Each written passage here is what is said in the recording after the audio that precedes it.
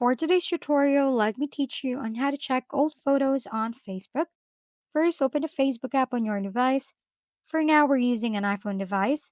You can check old photos using the search option on Facebook. Tap the search icon at the top, then search for your name.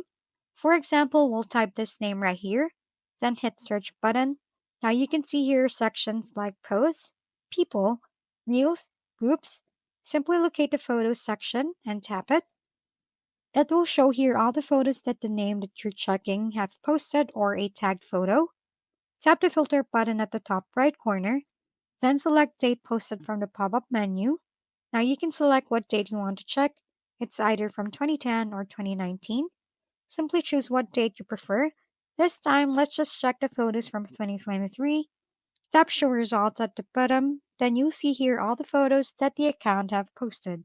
You can also do this method to any name you want to check the old photos. And that's it for today's video.